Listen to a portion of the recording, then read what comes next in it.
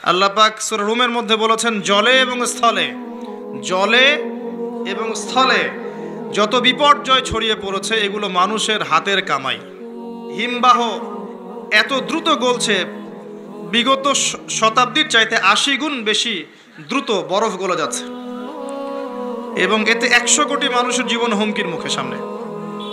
এর কারণ হচ্ছে বাতাসে, পরিবেশে কার্বন ডাইঅক্সাইড, কার্বন মনোক্সাইড গ্যাসটা বেশি, এবং মিলস অ্যান্ড ফ্যাক্টরিজ, ইন্ডাস্ট্রিজ, এগুলোর মধ্য দিয়ে আমরা পরিবেশের ভারসাম্য নষ্ট করে ফেলেছি। কে করেছে? জিনজাতি। দেখেন বিশ্বের দিকে এক দেশ আর এক দেশকে যে আক্রমণ করছে, বিশ্বটাকে একটা নিউক্লিয়ার যুদ্ধের দিকে নিয়ে গেছে, এটা কি জিনজাতি করেছে? এই নিউক্লিয়ার ওয়েপেন্সগুলো কি মানবতার কল্যাণে কাজ করবে? একটা যদি আল্লাহ না করুক বিস্ফোরিত হয়, আর এটা সমূহ সম্ভাবনা আছে যে হতেই পারে আগামীতে, তখন বিশ্বের এই অবস্থা থাকবে? প্রত্যেকটা সেক্টর, জলবায়ু দেখেন, ভৌগোলিক পরিবর্তনগুলো দেখেন, বনভূমি উজাড় করা দেখেন, এই যে জমিনের উপর জুলুম দেখেন, আকাশ নিয়ে এখন যুদ্ধ হচ্ছে, অমুক গ্রহ আমার, এ বলছে না অমুক গ্রহ আমার, মহাকাশ বাহিনী পর্যন্ত গঠন করছে, যত ফাসাদ দেখবেন সব মানুষ করছে।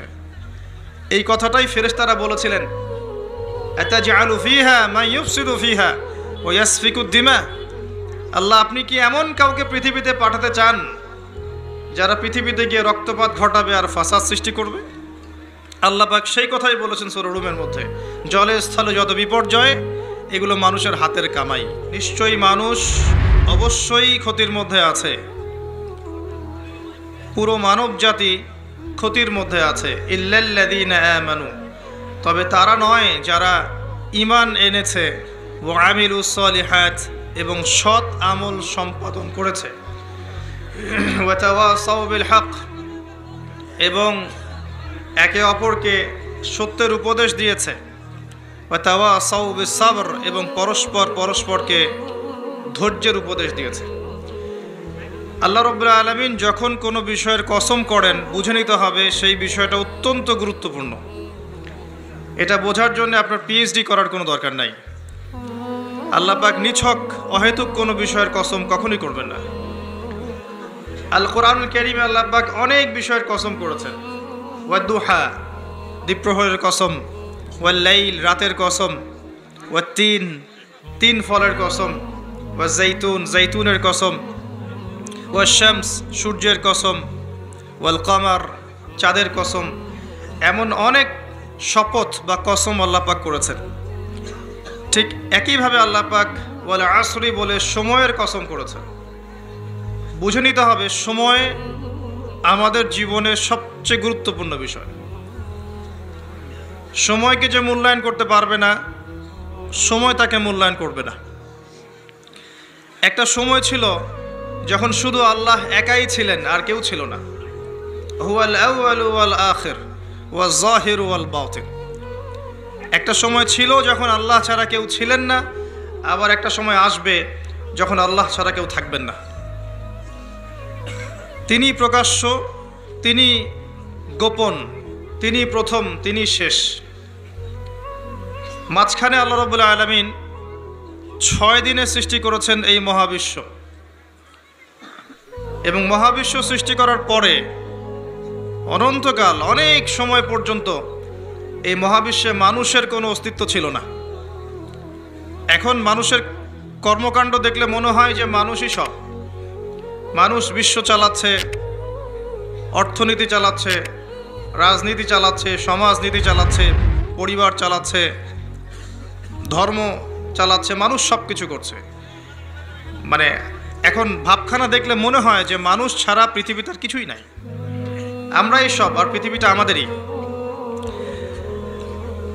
আল্লাহ পাক যদিও বা এই পৃথিবীর সব কিছু আমাদের জন্যই সৃষ্টি করেছেন, কিন্তু এই মহাবিশ্বে একটা সময় ছিল যখন মানুষের কোনো অস্তিত্বই ছিল না। সূরা দাহরের 1 নম্বর আয়াত পড়ে দেখেন, আল্লাহ পাক বলেছেন, হাল আতা আলাল ইনসান হিনুম মিনাদ দাহরি লাম ইয়াকুন শাইআম মাযকুরা। মানুষের উপর একটা সময় চলে গেছে যখন মানুষ কোনো আলোচ্য বিষয়ই ছিল না। মানুষ কোনো আলোচ্য বিষয় ছিল না। মহাবিশ্ব তার জায়গায় ছিল, কিন্তু এই মহাবিশ্বে আমরা ছিলাম না। এরপর আল্লাহ রাব্বুল আলামিন মানুষ সৃষ্টি করলেন, করে ফেরেশতাদেরকে বললেন সিজদা করতে। তার আগে আল্লাহ পাক যা করেছেন, আল্লাহ পাক ফেরেশতাদেরকে ডেকে বলেছেন যে আমি পৃথিবীতে খলিফা পাঠাতে চাই। ওয়াইয ক্বালা রাব্বুকা লিল মালায়েকা ইন্নী জাঈলুন ফিল আরদি খলিফা, যখন আল্লাহ পাক ফেরেশতাদেরকে বললেন যে নিশ্চয়ই আমি পৃথিবীতে আমার খলিফা পাঠাতে চাই। এই পৃথিবী মানুষের জন্য তখনই হবে যখন আমরা আল্লাহর খলিফার মতো কাজ করব। পৃথিবীতে মানুষের কাজ যদি শয়তানের খলিফার মতো হয়, তাহলে এই পৃথিবী আমার জন্য নয়, এই পৃথিবী আমাকে সময় দিবে না। কথা বোঝা যায়? এই পৃথিবীতে আল্লাহ পাক মানুষকে পাঠানোর আগে ফেরেশতাদেরকে জিজ্ঞাসা করেছিলেন যে আমি পৃথিবীতে খলিফা পাঠাতে চাই। খলিফা কে? খলিফার কাজ কি? খলিফা কি সেই ব্যক্তি যে সারাদিন টিকটক করে? খলিফা কি সেই ব্যক্তি যার নামাজের কোনো খবর নাই? খলিফা কি সেই ব্যক্তি যে রোজাও রাখে না, জাকাতও দেয় না? খলিফা কি সেই যে আল্লাহ বিরোধী আইন করে? খলিফা কি সেই ব্যক্তি যে মুসলিমদেরকে দমন পীড়ন করে, রক্ত ঝরায়? খলিফা কি সে ব্যক্তি যে ব্যক্তি আল্লাহর যাবতীয় আদেশ লঙ্ঘন করে আর নিষেধগুলোর উপর আমল করে? কে খলিফা? আল্লাহ পাক খলিফার সংজ্ঞা দিয়েছেন সূরা সদের মধ্যে। কোন সূরায়? সদ পড়ে দেখেন, শেষের দিকে পাবেন। আল্লাহ পাক বলছেন ইয়া দাউদ, হে দাউদ আলাইহিস সালাম, ইন্না জাআলনাকা খলিফাতান ফিল আরদ, হে দাউদ আমি তোমাকে পৃথিবীতে আমার খলিফা করে পাঠিয়েছি। ওই যে আদম আলাইহিস সালামকে আল্লাহ পাক খলিফা করে পাঠিয়েছেন, দাউদ আলাইহিস সালামকেও আল্লাহ পাক বলেছেন আমি তোমাকে পৃথিবীতে খলিফা করেছি। তোমার কাজ হচ্ছে ফাহকুম বাইনান নাসি বিল হক, তোমার কাজ হচ্ছে পৃথিবীতে তুমি মানুষের মাঝে আল্লাহর বিধান দিয়ে বিচার ফয়সালা করবে, সত্যের মানদণ্ডে ন্যায় বিচার করবে। ওয়ালা তাত্তাবিউল হাওয়া, নিজের প্রবৃত্তির অনুসরণ করবে না। যদি তুমি প্রবৃত্তির অনুসরণ করো, এটা তোমাকে আল্লাহর সরল পথ থেকে বিচ্যুত করে দিবে। আর যারা আল্লাহর সরল পথ থেকে বিচ্যুত হয় তাদের জন্য অপেক্ষা করছে যন্ত্রণাদায়ক শাস্তি, বিমা নাসু ইয়াউমাল হিসাব, এই কারণে যে তারা হিসাবের দিনটা ভুলে গেছে। খলিফার ফাংশন কি বুঝতে পারলেন? পৃথিবীটা তখনই আমাদের হবে যখন আমরা আল্লাহর খলিফা হতে পারবো। আর আল্লাহর খলিফা কোশ্চিনকালেও আল্লাহর অবাধ্য হয় না, আল্লাহর আদেশ এবং নিষেধকে লঙ্ঘন করে না। আর দাউদ আলাইহিস সালাম এমন একজন নবী ছিলেন যিনি জেরুজালেম থেকে সারা বিশ্ব শাসন করেছিলেন, এবং তার পরবর্তীতে তার সন্তান সুলাইমান আলাইহিস সালাম তিনিও একই কাজই করেছেন। বরং সুলাইমান আলাইহিস সালামের সময় আল্লাহ পাক তাকে এত ক্ষমতা দিয়েছিলেন যে জিন জাতি পর্যন্ত তার আনুগত্য করত। সুবহানাল্লাহ। বাতাস তার কথা শুনত। একটা আরশে তিনি বসতেন, মাসের পর মাস দূরত্ব মুহূর্তেই সফর করত একটা চেয়ার কুরসি। বাতাসকে আল্লাহ পাক তার অনুগত করে দিয়েছিলেন। আল্লাহ পাক তাকে অন্যান্য প্রাণীর ভাষা বোঝার ক্ষমতা দিয়েছিলেন। আল্লাহ পাক তাকে কি দেন নাই? দুনিয়ার এবং আখিরাতের যাবতীয় নেয়ামা আল্লাহ পাক সুলাইমান আলাইহিস সালামকে দিয়েছেন। সুবহানাল্লাহ। তারপরেও তিনি উদ্ধত অহংকারী ছিলেন না, তিনি বিনয়ী ছিলেন। আর আজকে আমরা যে যেখানেই থাকি না কেন, সামান্য ক্ষমতা পেলেই উদ্ধত হয়ে যায়, অহংকারী হয়ে যায়। আল্লাহ পাক আমাদেরকে অহংকারী চরিত্র থেকে হেফাজত করুন, আমিন। আল্লাহ পাক ফেরেশতাদেরকে জিজ্ঞাসা করেছিলেন এই বিষয়টা। তো ফেরেশতা মণ্ডলী বলেছিলেন আতাজআলু ফিহা মান ইউফসিদু ফিহা ওয়া ইয়াসফিকুদ দিমা, হে আল্লাহ আপনি কি এমন কাউকে পৃথিবীতে পাঠাতে চান যে পৃথিবীতে গিয়ে দুইটা কাজ করবে, ফিতনা ছড়াবে আর রক্তপাত ঘটাবে? ফিতনা ছড়াবে এবং রক্তপাত ঘটাবে। পৃথিবীর দিকে তাকিয়ে দেখেন মানুষ এখন কি কাজ করছে সারা পৃথিবীতে? ফিতনা ছড়াচ্ছে এবং রক্তপাত ঘটাচ্ছে। এগুলোকে জিনজাতি করছে। যাহারাল ফাসাদু ফিল বাররি ওয়াল বাহরি বিমা কাসাবাত আইদিন নাস, আল্লাহ পাক সূরা রুমের মধ্যে বলেছেন জলে এবং স্থলে যত বিপর্যয় ছড়িয়ে পড়েছে এগুলো মানুষের হাতের কামাই। আপনি আল্লাহর কথা ডিনাই করতে পারবেন না। এটা আল্লাহর কথা। আপনি দেখেন বিশ্বের দিকে এক দেশ আর এক দেশকে যে আক্রমণ করছে, বিশ্বটাকে একটা নিউক্লিয়ার যুদ্ধের দিকে নিয়ে গেছে, এটা কি জিনজাতি করেছে? এই নিউক্লিয়ার ওয়েপেন্সগুলো কি মানবতার কল্যাণে কাজ করবে? একটা যদি আল্লাহ না করুক বিস্ফোরিত হয়, আর এটা সমূহ সম্ভাবনা আছে যে হতেই পারে আগামীতে, তখন বিশ্বের এই অবস্থা থাকবে? কোশ্চিন গেল থাকবে না। আপনি দেখেন অর্থনীতির মধ্যে আমরা যে সুদভিত্তিক অর্থনীতি চালু করেছি, এটা কি জিনজাতি করেছে? আর এর মধ্য দিয়ে কি আমাদের কল্যাণ হচ্ছে?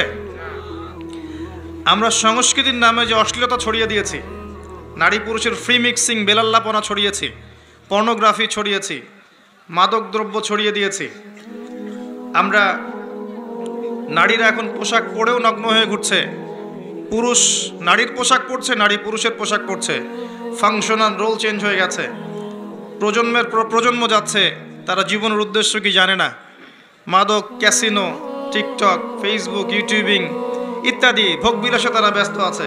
এগুলো কি জিনজাতি করছে? ফাসাদ, যত ফাসাদ, গ্লোবাল ফাসাদ, ইকোনমিক ফাসাদ, পলিটিক্যাল ফাসাদ, সামাজিক ফাসাদ, প্রতিটা সেক্টরে পারিবারিক ফাসাদ, কোনো ক্ষেত্রেই ফাসাদ জিনজাতি ছড়াচ্ছে না। কারা ছড়াচ্ছে? এটা আল্লাহ বলেছেন, যাহারাল ফাসাদু ফিল বাররি ওয়াল বাহরি বিমা কাসাবাত আইদিন নাস। মানুষের ফাসাদ এমন পর্যায়ে পর্যন্ত চলে গেছে যে প্রাকৃতিক ভারসাম্য এখন নষ্ট হয়ে যাচ্ছে। হিমবাহ এত দ্রুত গলছে, বিগত শতাব্দীর চাইতে 80 গুণ বেশি দ্রুত বরফ গলে যাচ্ছে, এবং এতে 100 কোটি মানুষের জীবন হুমকির মুখে সামনে। এর কারণ হচ্ছে বাতাসে, পরিবেশে কার্বন ডাইঅক্সাইড, কার্বন মনোক্সাইড গ্যাসটা বেশি, এবং মিলস অ্যান্ড ফ্যাক্টরিজ, ইন্ডাস্ট্রিজ, এগুলোর মধ্য দিয়ে আমরা পরিবেশের ভারসাম্য নষ্ট করে ফেলেছি। কে করেছে? জিনজাতি? সুবহানাল্লাহ। প্রত্যেকটা সেক্টর, জলবায়ু দেখেন, ভৌগোলিক পরিবর্তনগুলো দেখেন, বনভূমি উজাড় করা দেখেন, এই যে জমিনের উপর জুলুম দেখেন, আকাশ নিয়ে এখন যুদ্ধ হচ্ছে, অমুক গ্রহ আমার, এ বলছে না অমুক গ্রহ আমার, মহাকাশ বাহিনী পর্যন্ত গঠন করছে, যত ফাসাদ দেখবেন সব মানুষ করছে। এই কথাটাই ফেরেশতারা বলেছিলেন, আতাজআলু ফিহা মান ইউফসিদু ফিহা ওয়া ইয়াসফিকুদ দিমা। আল্লাহ, আপনি কি এমন কাউকে পৃথিবীতে পাঠাতে চান যারা পৃথিবীতে গিয়ে রক্তপাত ঘটাবে আর ফাসাদ সৃষ্টি করবে? আল্লাহ পাক সেই কথাই বলেছেন সূরা রুমের মধ্যে, জলে স্থলে যত বিপর্যয়, এগুলো মানুষের হাতের কামাই। অস্বীকার করার কোনো বুদ্ধি নাই, এগুলো আমাদের হাতের কামাই। ব্যক্তিগত পর্যায়ে ওয়াল আসরি, সময়ের কসম, কেউ যদি সময়কে মূল্যায়ন না করে, সে নিজে তার নফসের উপর জুলুম করবে, ফাসাদ সৃষ্টি করবে। করবে না? আসেন, এরপরে আল্লাহ পাক মানুষ সৃষ্টি করলেন আদম আলাইহিস সালামকে, এবং তাকে জ্ঞান শিক্ষা দিলেন। ওয়াআল্লামা আদামাল আসমা কুল্লাহা। আল্লাহ পাক আদম আলাইহিস সালামকে সমস্ত জ্ঞান শিক্ষা দিয়েছেন। বলেন সুবহানাল্লাহ। সমস্ত নামকে শিক্ষা দিয়েছেন। জ্ঞান কি বুদ্ধি থেকে আসে না অভিজ্ঞতা থেকে আসে? ফিলোসফিক্যাল থটস আছে এরকম, জ্ঞান আসে বুদ্ধি থেকে, কেউ বলে জ্ঞান আসে অভিজ্ঞতা থেকে, কেউ বলে জ্ঞান হচ্ছে সমন্বয় মতবাদ, কিছু বুদ্ধি কিছু অভিজ্ঞতা। কিন্তু আল্লাহ কোরআনে বলছেন জ্ঞান আসে কার পক্ষ থেকে? সূরা কাহফ 29 নম্বর আয়াত পড়ে দেখেন, ওয়াকুলিল হাক্কু মির রাব্বিকুম। হক তোমার রবের পক্ষ থেকে নাজিল হয়। হকটা কি? যখন তাওরাত নাজিল হয়েছিল, তাওরাত ছিল কি? হক। যখন জাবুর নাজিল হয়েছে, জাবুর কি ছিল? যখন ইনজিল নাজিল হয়েছে, ইনজিল কি ছিল? যখন কোরআন নাজিল হয়েছে এবং সুন্নাহ এসেছে, কিয়ামত পর্যন্ত হক কি থাকবে? অন্য কোনো হকের মানদণ্ড থাকবে? যদি কোনো বিষয়ে কোরআন এবং সুন্নাহর সাথে মেলে, এটা মানতে কোনো আপত্তি আছে? আর যদি কোনো বিষয়ে কোরআন সুন্নাহর সাথে না মেলে, ছাড়তে কোনো আপত্তি আছে? যদি ছাড়ি তাহলে কি আমি সন্ত্রাসী হয়ে যাব? আর যদি মানি তাহলে কি আমি মৌলবাদী হয়ে যাব? কোরআন এবং সুন্নাহর সাথে যা মেলে, এটা যদি আমি মেনে নেই, এটা কি আমার অপরাধ? কোরআন এবং সুন্নাহ কি আল্লাহর পক্ষ থেকে আসেনি? এবং সে আল্লাহ কি মহাবিশ্বের পরিচালক নন? তো যদি আল্লাহর দাসত্ব করি আমি কি অন্যায় কিছু করছি? হ্যাঁ, এই দাসত্ব কেমন হবে? শৈথিল্যতা প্রদর্শন করা যাবে না, চরমপন্থাও প্রদর্শন করা যাবে না। আপনি মধ্যমপন্থী থাকবেন। ওয়া কাযালিকা জাআলনাকুম উম্মাতান ওয়াসাতা। আল্লাহ পাক বলেছেন এভাবেই আমি তোমাদেরকে মধ্যমপন্থী উম্মাহ করেছি, যাতে করে তোমরা সাক্ষী হতে পারো। আমি যে টপিকে কথা বলছিলাম এটা বলতে গিয়ে একটা জায়গায় এসেছি যে মহাবিশ্বে এমন একটা সময় ছিল যখন মানুষের অস্তিত্ব ছিল না। এটা বোঝাতে গিয়ে আপনাকে বললাম যে আদম আলাইহিস সালামকে আল্লাহ পাক সমস্ত নাম শিক্ষা দিয়েছিলেন। এরপর কি করেছেন? তার সঙ্গিনী সৃষ্টি করেছেন। কোথা থেকে? তার বুকের পাঁজরের হাড় থেকে। এই হাদিসটা এখনো বুঝতে পারি না। আমি অনেস্টলি বলছি, আসলেই বুঝি না যে নারীদেরকে সৃষ্টি করা হয়েছে, স্ত্রীদেরকে সৃষ্টি করা হয়েছে বাঁকা হাড় থেকে। তাদেরকে জোর করে সোজা করতে যেও না, তাহলে ভেঙে যাবে, আর ওই অবস্থায় ছেড়ে দিলে তারা বাঁকাই থেকে যাবে। উত্তম নসিহতের মধ্য দিয়ে তাদের সাথে চলতে হবে। ওয়াল্লাহি এর চেয়ে কঠিন কোনো হাদিস আমার জীবনে আমি পড়িনি এবং জানিও নি, বুঝিও নি। মানে রাসূলুল্লাহ সাল্লাল্লাহু আলাইহি ওয়াসাল্লাম যে বলে গেছেন নারীদের চেয়ে বড় কোনো ফিতনা আমি রেখে গেলাম না আমার উম্মতের পুরুষদের জন্য, এর চেয়ে বড় হাদিস এবং ফিতনাময় হাদিস আমি আখিরুজ্জামানে দেখি না। আপনি একটু গভীরভাবে দেখলে দেখবেন প্রতিটা সেক্টরে ফিতনার মূল কেন্দ্রবিন্দুতে পরিণত হয়েছে এক শ্রেণীর নারী, যারা আল্লাহর বিধান অনুযায়ী চলতে নারাজ। এবং যখন তাদেরকে পেট্রোনাইজ করা হয় তখন আস্তে আস্তে আস্তে আস্তে সমাজে অশ্লীলতা, বেহায়াপনা, নগ্নতা, ফ্রি মিক্সিং এমনভাবে ছড়িয়ে পড়ে যে অনেক ক্ষেত্রে মুত্তাকি মানুষ তাদের ঈমান ধরে রাখতে পারে না। আল্লাহ পাক আমাদের প্রত্যেকের ঘরে ঘরে খাদিজা রাদিয়াল্লাহু আনহার মতো স্ত্রী তৈরি করুন, আমিন। এবং হাজারা আলাইহিস সালামের মতো স্ত্রী তৈরি করুন, আমিন। আমাদের মেয়েদেরকে আল্লাহ ফাতিমা রাদিয়াল্লাহু আনহার মতো বানিয়ে দিন, আমিন। আয়েশা রাদিয়াল্লাহু আনহার মতো বোন তৈরি করুন, আমিন। আমি যে দোয়াটা করলাম এই দোয়াটা এত গুরুত্বপূর্ণ, যেটার ফলশ্রুতিতে একটা সমাজের শৃঙ্খলা, ব্যালেন্স টিকে থাকে। কে খাদিজা রাদিয়াল্লাহু আনহা? রাসূলুল্লাহ সাল্লাল্লাহু আলাইহি ওয়াসাল্লামের সাথে যখন কেউ ছিল না তখন একজন নারী, তার স্ত্রী তার সাথে ছিলেন, তার নাম খাদিজা রাদিয়াল্লাহু আনহা। সারা জীবন তিনি তার পাশে ছিলেন। এবং ওই যে গারে হেরায় যখন নবী সাল্লাল্লাহু আলাইহি ওয়াসাল্লাম আল্লাহকে ডাকতেন, গারে হেরা যারা দেখে এসেছেন, হজ করেছেন একবার, ওমরা করেছেন বা গিয়েছেন ওখানে, তারা জানেন যে এটা কত উঁচু। যুবক হয়েও আমরা সেখানে চড়তে হিমশিম খেয়ে যাব। খাদিজা রাদিয়াল্লাহু আনহা সেখানে খাবার পৌঁছে দিতেন, পানি পৌঁছে দিতেন। তার সম্পত্তি, তার সম্মান, তার মর্যাদা, তার ব্যাংক ব্যালেন্স, প্রতিপত্তি সব কিছু তিনি মুহাম্মদ সাল্লাল্লাহু আলাইহি ওয়াসাল্লাম এবং তার দ্বীনের জন্য উৎসর্গ করে দিয়েছেন। খুব কম মানুষকেই জিবরাইল আলাইহিস সালাম সালাম জানিয়েছেন, তার মধ্যে একজন হচ্ছেন খাদিজা রাদিয়াল্লাহু আনহা। নবী করিম সাল্লাল্লাহু আলাইহি ওয়াসাল্লামকে তিনি বলছেন, ইয়া রাসূলুল্লাহ, ওই যে খাদিজা আসছেন, তিনি যখন আসবেন তখন তাকে আমার পক্ষ থেকে সালাম জানাবেন এবং তাকে বলবেন আল্লাহ আপনার জন্য জান্নাতে এমন একটা ঘর নির্মাণ করেছেন যে ঘরের মধ্যে কোনো কোলাহল নাই, কোনো চিল্লাচিল্লি হইচই কিচ্ছু নাই, সুকুন এবং শান্তি। তো কোথায় সেই যুগ যে যুগে প্রত্যেক ঘরে ঘরে খাদিজা রাদিয়াল্লাহু আনহা থাকতেন?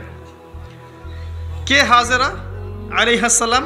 ইব্রাহিম আলাইহিস সালাম তার দুই স্ত্রী সারাহ এবং হাজরা।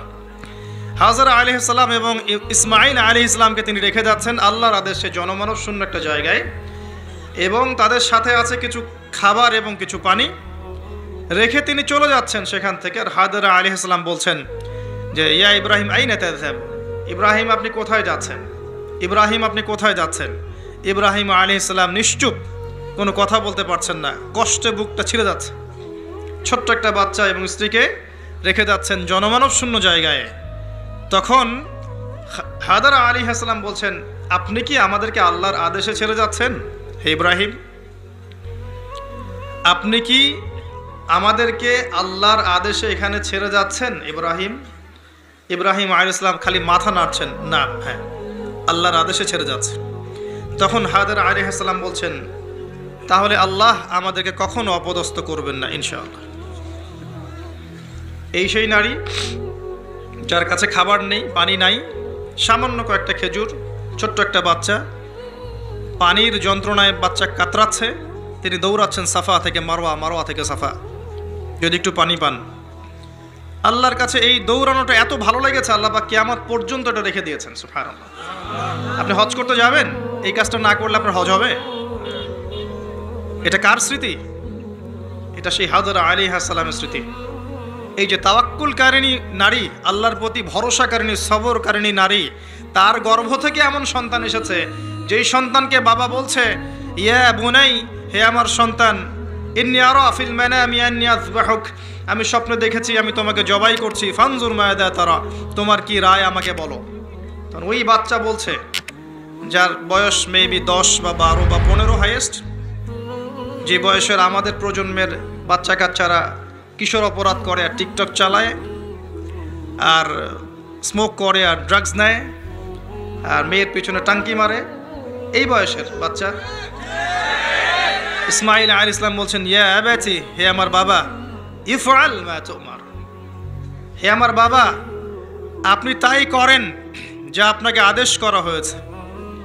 কি আদেশ করা হয়েছে? জবাই করতে। আপনি তাই করেন যা আপনাকে আদেশ করা হয়েছে। সাতাজিদুনি ইনশাআল্লাহু মিনাস সাবিরিন, ইনশাআল্লাহ বাবা আপনি আমাকে সবরকারী পাবেন। এই জেনারেশনের একটা ছেলেকে দেখাতে পারবেন যে এরকম করে কথা বলতে পারবে? একটা ছেলে? এরা তো জানেই না জীবনের উদ্দেশ্য কি, জীবনটা কি সেটাই জানে না। What is life, the definition of life, the definition of success জানে না। ওই ছোটবেলায় একটা বইয়ের বোঝা কাঁধে চাপিয়ে দেওয়া হয়েছে, ব্যাগের মধ্যে 10টা বই, এটা নিয়ে গিয়েছে প্রথমে প্লে, তারপর নার্সারি, তারপর 1 2 3 4 5 6 7 8 9 10 পড়েছে। পরীক্ষা A+ পেতে হবে, গোল্ডেন পাওয়ার জন্য যা ইচ্ছা তাই করেছে। তারপরে আপনার HSC করেছে, অনার্স মাস্টার্স করেছে, মাশাআল্লাহ। এখনও জানে না অজুর ফরজ কয়টা, এখনও জানে না যে কোরআন কি জিনিস, কোরআনের মধ্যে আল্লাহ কি বলেছেন, হাদিস, প্রফেটিক লাইফস্টাইল কি, হাদিস কি, নবী সাল্লাল্লাহু আলাইহি ওয়াসাল্লামের জীবনী আবার কি জিনিস, তার স্ত্রীদের নাম, কত সালে বদরের যুদ্ধ, কত সনে উহুদ, কিভাবে তিনি দিন প্রতিষ্ঠা করেছেন, সাহাবায়ে কেরামের জীবনী, ইসলামী খেলাফত, ইসলামের ইতিহাস, টোটালি ইন ইগনোরেন্স, পুরো অজ্ঞতার মধ্যে আছে তারা এগুলোতে। এরপরেও তাদের পিতামাতার অ্যাটিটিউড দেখলে মনে হয় যে এগুলো সোনার ছেলে, সব ছেলে। এবং মেয়েদের দিকে তাকান, ওই বয়সেরই, সারাদিন মেকআপ বক্স, নতুন কি জামা আসছে, নতুন কোন ফ্যাশন আসছে, কোন ড্রেসটা পরে মার্কেটে গেলে মানুষ আমাকে দেখবে বেশি, তারপরে ছেলের পোশাক নতুন নতুন কোনগুলো আসছে যেগুলো এখন মেয়ের পোশাক হিসেবে ব্যবহার করা যায়, ফেসবুকিং, চ্যাটিং, স্ন্যাপচ্যাট, ইনস্টাগ্রাম, ছবি, নিজের ছবি নিজেই তুলছে, নিজেই হাসছে, একা একাই হাসে, একাই ছবি তোলে, একাই আপলোড করে। কি মনে হচ্ছে আপনাদের কাছে? এবং নবী করিম সাল্লাল্লাহু আলাইহি ওয়াসাল্লাম কিন্তু বলেছিলেন যে আখিরুজ জামান, কিয়ামত হবে না ততদিন পর্যন্ত যতক্ষণ না এমন কিছু নারী সমাজে বের হচ্ছে, নিসাউন কাসিয়াতুন আরিয়া, যে নারীরা কাপড় পরেও নগ্ন থাকবে। জি, আপনার স্ত্রীর কথাই বলছি, তার কথাই বলেছেন নবী সাল্লাল্লাহু আলাইহি ওয়াসাল্লাম, নিসাউন কাসিয়াতুন আরিয়া। আপনার বোনের কথাই বলছি, আপনার মেয়ের কথাই বলছি, কাপড় পরেও নগ্ন থাকবে।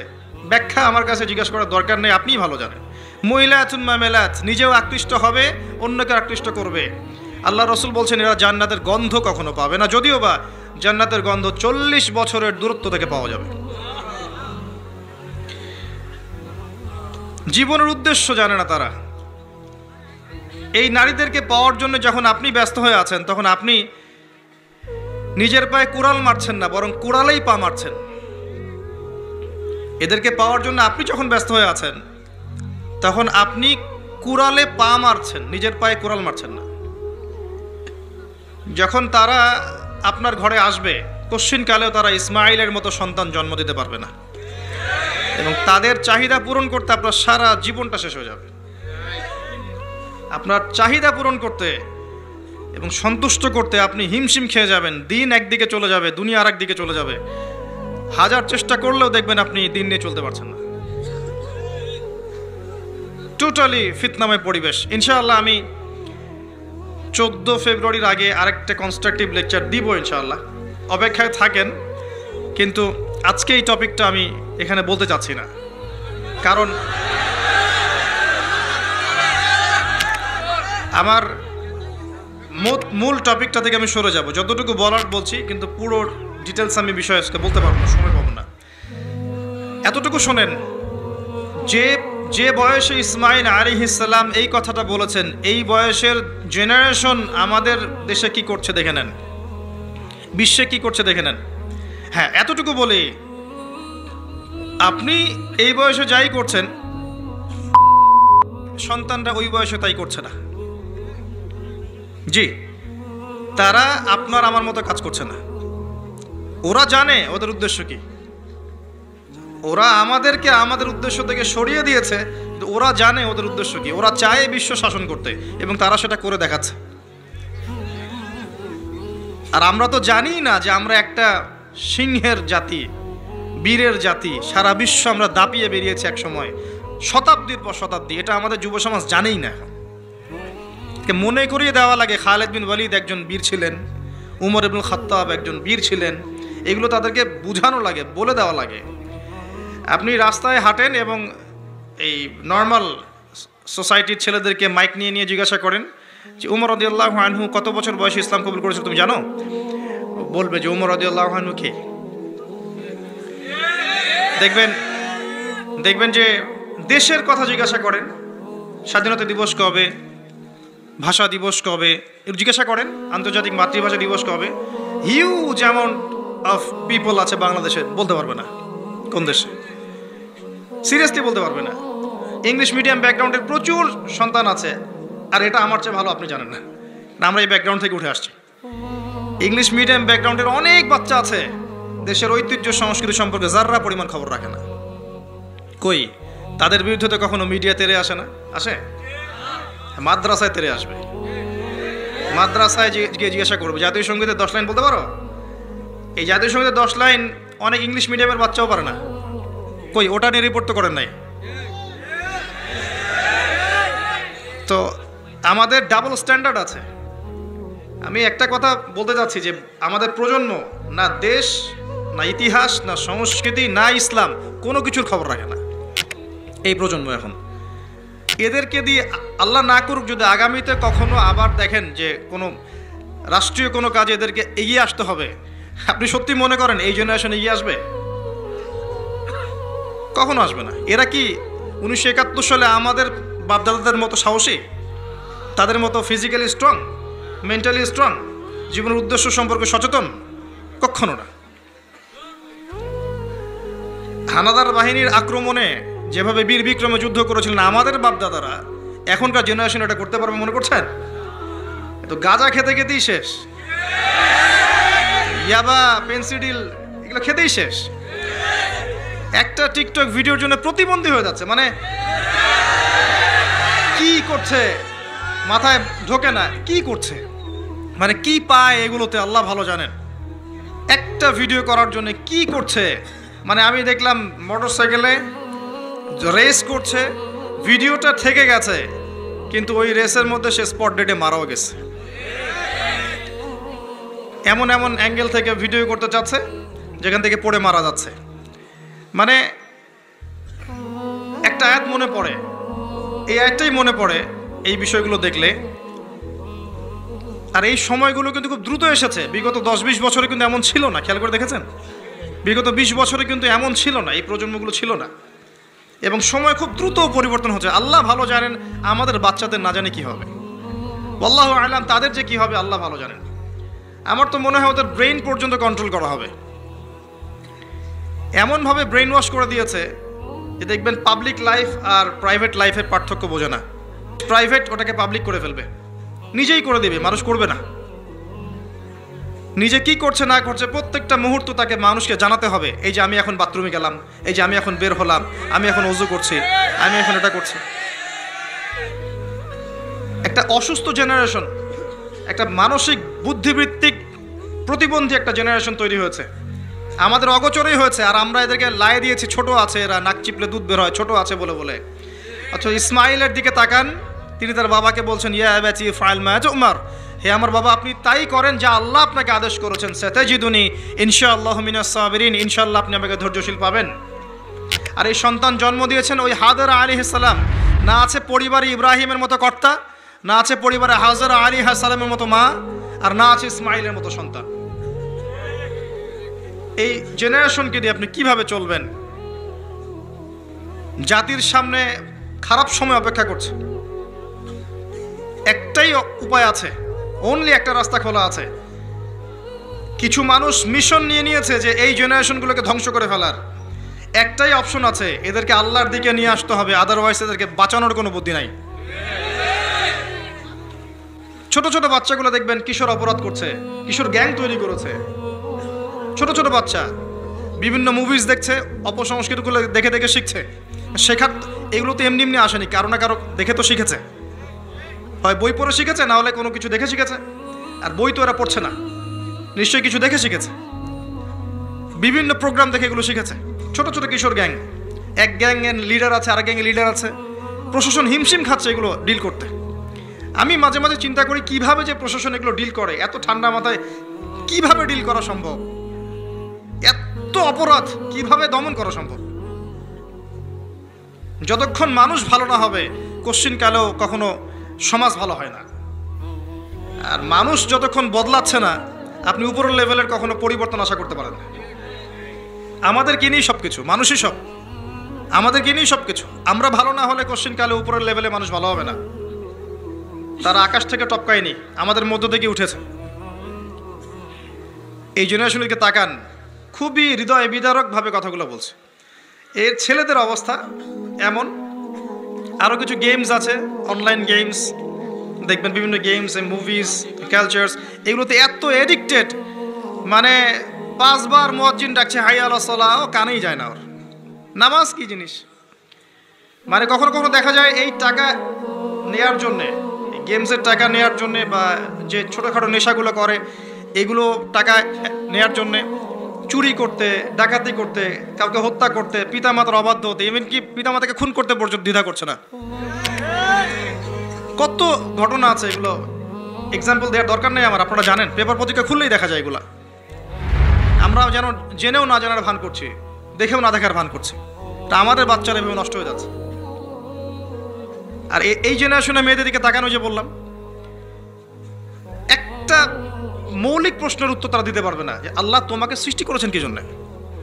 তুমি যে পৃথিবীতে আসছো, তুমি যে নাচো, তুমি যে বিউটি কন্টেস্টে যাও, তুমি যে অশ্লীল পোশাক পরে হাঁটো, তুমি যে এমন পোশাক পরো যে পোশাক পরে তোমার গায়ের সব কিছু দেখা যায়, তুমি যে এইভাবেই নগ্ন হয়ে রাস্তাঘাটে শপিং মলে ঘুরছো, তুমি যে একটা পরিবারের স্ত্রী, তোমার যে পরিবারের উপর কিছু দায়িত্ব আছে, এ সম্পর্কে তোমার কোনো ভ্রুক্ষেপ নাই, স্বামী থাকা সত্ত্বেও যে তুমি পরকীয়া করছো, তোমার সন্তানকে যে প্রতিপালন করছো না, এমনকি সন্তান নিতেও তার আগ্রহী না, মানে এত প্রবলেমস।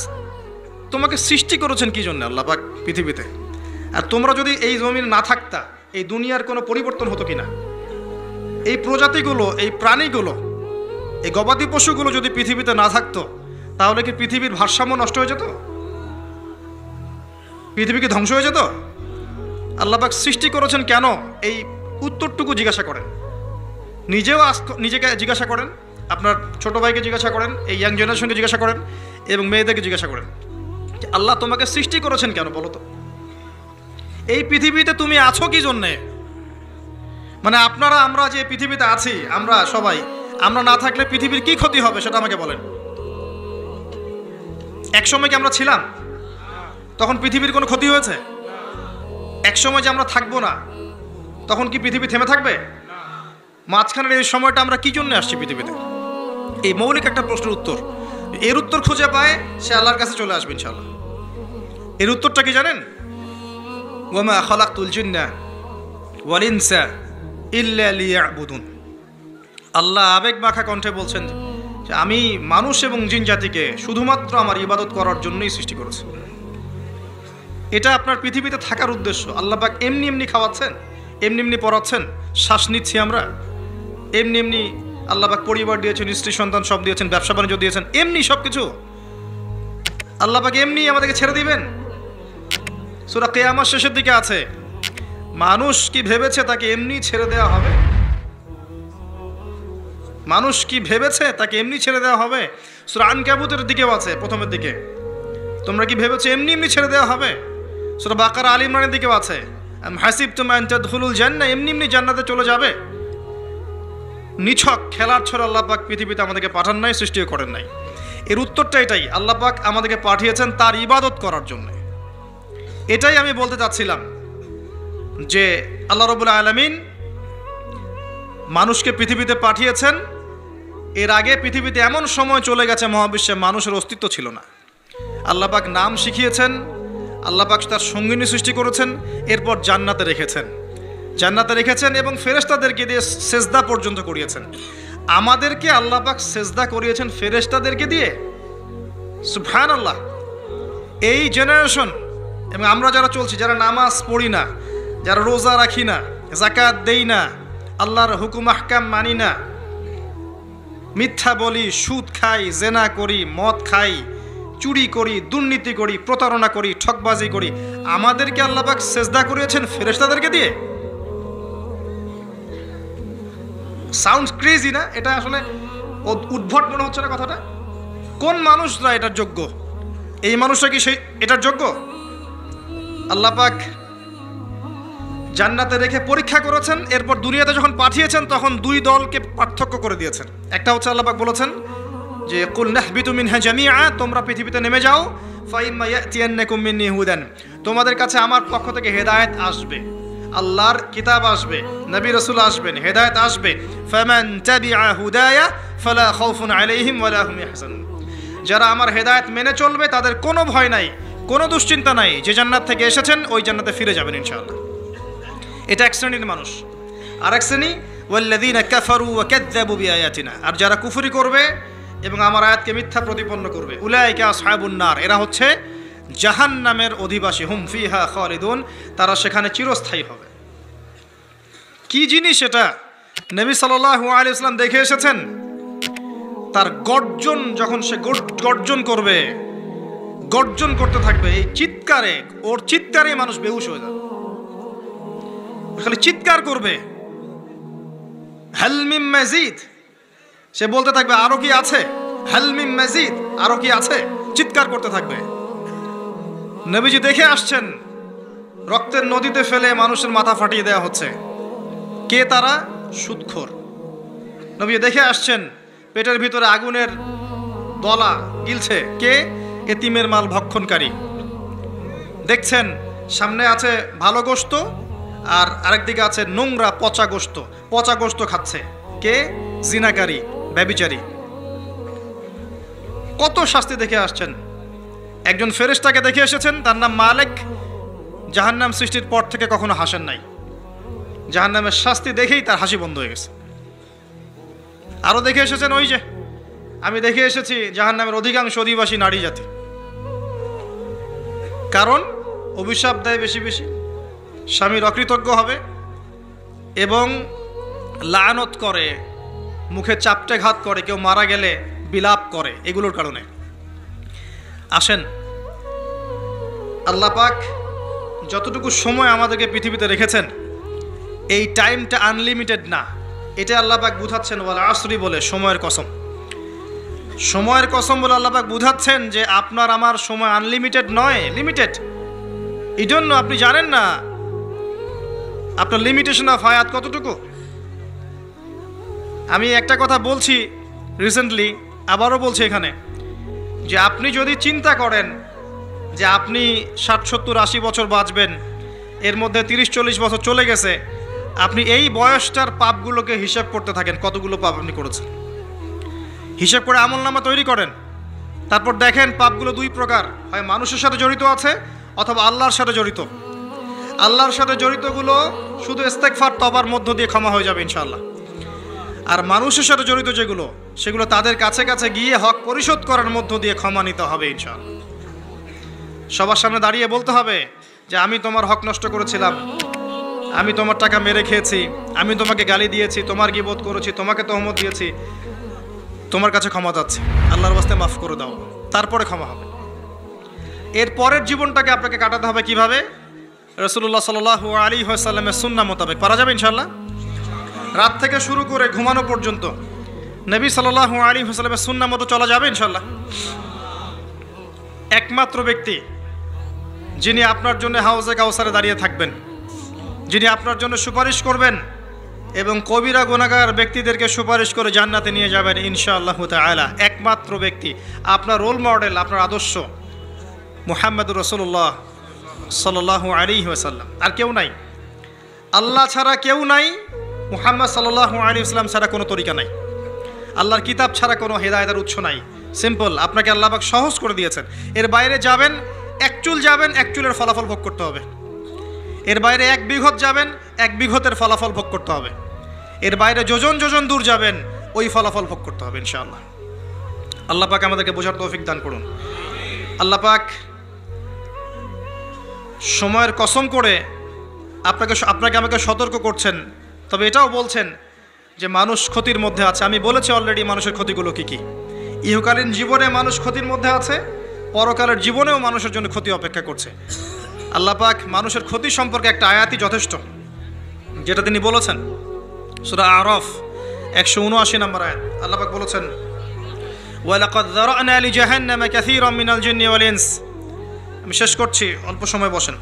আল্লাহ পাক বলছেন, আমি প্রচুর জিন আর মানুষকে দিয়ে জাহান্নাম পূর্ণ করব। কথাটা কি কানে ঢুকলো আপনাদের? মানুষ এবং জিনকে দিয়ে আল্লাহ পাক জাহান্নাম পূর্ণ করবেন, মানে আমি আপনি জাহান্নামে যাচ্ছি, নাউযুবিল্লাহ। মানুষের জিনই যাবে, গরু ছাগল গবাদি পশু যাবে না, আমরাই যাব, আমাদের জন্যই জাহান্নাম অথবা আমাদের জন্যই জান্নাত। কারা তারা? লাহুম কুলুবুন লা ইয়াফকাহুনা বিহা, হৃদয়ে ছিল উপলব্ধি করতো না, হৃদয়ে ছিল উপলব্ধি করতো না, কারণ এটা জাহান্নামে যাওয়ার। ওয়ালাহুম আ'য়ুনুন লা ইউবসিরুনা বিহা, চোখ দিয়েছিলাম দেখেনি। ওয়ালাহুম আযানুন লা ইয়াসমাউনা বিহা, কান দিয়েছিলাম শোনে নাই। উলাইকা কাল আনআম, এই শ্রেণীর মানুষকে আল্লাহ পাক বলছেন এরা গবাদি পশু। দে আর জাস্ট লাইক ক্যাটলস, বাল হুম আদাল, বরং তার চেয়েও তারা নিকৃষ্ট। উলাইকা হুমুল গাফিলুন, তারা হচ্ছে গাফেল সম্প্রদায়। আমরা দোয়া করি আল্লাহর কাছে আল্লাহ পাক যেন আমাদেরকে এদের অন্তর্ভুক্ত না করেন। গবাদি পশু না হতে হলে কি হতে হবে? মানুষ হতে হবে। আর মানুষ সেই যে ব্যক্তি আল্লাহর খলিফা, আল্লাহর খলিফা সেই যার জন্য এই পৃথিবী, আর আল্লাহর বিধান যারা মেনে চলছে তাদের জন্যই এই পৃথিবী। আল্লাহ পাক তো বোঝার তৌফিক দান করুন, আমিন। চারটা কাজের কথা আল্লাহ পাক বলেছেন, শেষ করছি এখানে। চারটা কাজ, অনলি চারটা, যে চারটা কাজ যদি মানুষ করতে পারে ইনশাআল্লাহ আযজা ওয়া জাল হাসতে হাসতে জান্নাতে চলে যাবে ইনশাআল্লাহ। এখানে আমভাবে মানুষের জন্য চারটা কাজের কথা বলা হয়েছে, আবার মহিলাদের জন্যও আলাদা করে চারটা কাজের কথা বলা হয়েছে। এখানে কি মহিলারা আছে? আচ্ছা, মহিলাদেরটা আগে বলে শেষ করি। তাদেরকে চারটা কাজ করতে বলা হয়েছে। এই চারটা কাজ তারা যদি করে জান্নাতের যে কোনো দরজা দিয়ে প্রবেশ করতে পারবে ইনশাআল্লাহ। আর বলে রাখি, জাহান্নামের বেশিরভাগ অধিবাসী হবে নারী জাতি, তার মানে এই চারটা কাজ বেশিরভাগ মেয়ে করতে পারবে না। সিম্পল। 1 নাম্বার, 5 ওয়াক্ত সালাত। ওয়াক্ত হয়ে গেলেই তারা সালাত পড়বে। সালাত তো এখন অনেক মাদ্রাসার মেয়েও পড়ে না, জানেন? হ্যাঁ, অনেক সময় দেখা যায় মানে কালচারাইজড হয়ে পড়ছে, কিন্তু মাদ্রাসা থেকে বের হয়ে গেছে, নামাজ ছেড়ে দিয়েছে। একটা চাপের মধ্যে ছিল, নামাজ পড়তো, ছেড়ে দিয়েছে, নামাজ শেষ। নামাজ 5 ওয়াক্তের কথা বলা হচ্ছে। আবার অনেক সময় দেখা যায় অনেক মহিলা বা মেয়ে যারা বিপথে ছিল, তওবা করে ইসলামের দিকে এসেছে, এরা দেখবেন মাশাআল্লাহ অনেক কঠিন পর্দা করছে, নামাজ পড়ছে, এমন আছে। তারপরে রাসূল সাল্লাল্লাহু আলাইহি ওয়াসাল্লাম বলেছেন রমজান মাসের সওম, রমজান মাসে রোজা রাখতে হবে, দ্বিতীয় কাজ। 3 নাম্বার, লজ্জাস্থানের হেফাজত, মানে খাস পর্দা। আর মেয়েদের পুরো দেহই লজ্জাস্থান, মেয়েদের পুরো দেহটাই কি? লজ্জাস্থান। আর 4 নাম্বার স্বামীর আনুগত্য করা। স্বামীর, এটা তো মঙ্গল গ্রহের কথা, এই কথার তো বাস্তবায়ন থাকতে পারে না এই সমাজে, সম্ভব? আল্লাহু আ'লাম। আল্লাহ পাক নারীদেরকে বুঝদান করুন। স্বামীর আনুগত্য করা মনে করে দাসত্ব। আমি আনুগত্য করতে যাবো কেন? এটা দাসত্বের ব্যাপার। আমি কখনো দাসত্ব করতে রাজি নই, বরং আমরা সমান। আমরা কি সমান? আল্লাহ পাক দিয়েছেন অগ্রাধিকার, সে চায় সম অধিকার। আল্লাহ দিয়েছেন অগ্রাধিকার, মানে পুরুষের চেয়ে নারীর অধিকারটা আল্লাহ বেশি দিয়েছেন কোরআন এবং হাদিসে। আর ওকে শিখিয়ে দেওয়া হয়েছে যে তুমি সমান অধিকারের আন্দোলন করো, তাই করছে। তো তারপরেও দিন শেষে গিয়ে দেখবেন যা লাউ তাই কদুই আছে। আসলে আদতে কোনো পরিবর্তন হয়নি প্রেক্ষাপটের, শুধু ফাসাদ ছড়িয়েছে, জেনা বেড়েছে, ধর্ষণ বেড়েছে, পরকীয়া বেড়েছে, সামাজিক কাঠামো ভেঙে গেছে, এবং ডে বাই ডে হতেই আছে। রাত এখন আর রাত নাই, রাত দিন হয়ে গেছে। আবার দিনও এখন দিন নাই, দিন আবার রাতের পোশাক পরছে। আর রাত যখন রাত থাকে না, দিন যখন দিন থাকে না, তখন দিন কি করে? দিন আর রাতের কাছে গিয়ে সুখ পায় না, দিন দিনের কাছে যায়। এই জন্য সমিতা বাড়ছে, কথা বোঝা যায়? এই জন্য সমিতা বাড়ছে। আর মাশাআল্লাহ রাতও এখন রাতের সাথে থাকতে চায়। সেও বলে যে পুরুষের সাথে বিয়ে করার দরকার নেই, আমরা নারীর সাথে বিয়ে করব, লিভ টুগেদার। এবং বিভিন্ন দেশে এটাকে আবার বৈধতাও দেওয়া হয়েছে। হ্যাঁ, কোন বিশ্বে থাকেন, বিশ্বের খবর নেন, তখন আপনি চিন্তা করবেন যে আমি যদি আসহাবুল কাহাফের মতো চলে যেতে পারতাম খুব ভালো হতো। আপনি যদি প্রেক্ষাপট সত্যি বুঝতে পারেন, তখন মনটা চাবে যদি কেউ আমাকে পাহাড়ের কোনায় একটু জায়গা দিত, আর 2 বেলা খাবারের ব্যবস্থা আমার থাকতো, আমার সাথে আর অল্প কিছু মানুষ থাকতো, আমরা টোটালি সমাজ থেকে আলাদা, ওখানে আমরা চাষবাস করছি, খাচ্ছি দাচ্ছি, 5 ওয়াক্ত আজান হচ্ছে, নামাজ হচ্ছে, শান্তি শৃঙ্খলার সাথে এখানে বসবাস করছি, ওখানে মারা যাচ্ছি, এই ফিতনার মধ্যে আসছি না। মনে হতো এটাই অনেক ভালো, হাজার গুণে। দরকার নাই আমার সিভিলাইজড হওয়ার। আর এই হাদিসটা নবী সাল্লাল্লাহু আলাইহি ওয়াসাল্লাম বলেছেন। কিন্তু আখিরুজ্জামানে এমন একটা ফিতনার সময় আসবে যখন মুমিনের জন্য কিছু সম্পদ হবে, শ্রেষ্ঠ সম্পদ হবে, কিছু গবাদি পশু, কিছু গরু, কিছু ছাগল, যেগুলো নিয়ে সে পাহাড়ি এলাকায় চলে যাবে, সেখানে একা একা থাকা শুরু করবে, সে তার দিন নিয়ে পালিয়ে যাবে ফিতনা থেকে। এগুলো হাদিসেও আছে। আসহাবুল কাহফ এটাই করেছিলেন। যাই হোক, তবে শুরুতে এটা করতে যাওয়া বুদ্ধিমানের কাজ না, কারণ আগে আপনাকে ঈমান লালন করতে হবে, ঈমানের দাওয়াত দিতে হবে, প্রচার প্রসার করতে হবে, বিপদ আপদ বালা মুসিবত আসলে সবর করতে হবে, পরিস্থিতি পরিবর্তনের চেষ্টা করতে হবে। দেন যদি দেখেন যে কোনোভাবেই কোনো কাজ হচ্ছে না, আস্তে আস্তে করে ফিতনা থেকে ডিসকানেক্টেড হয়ে যান।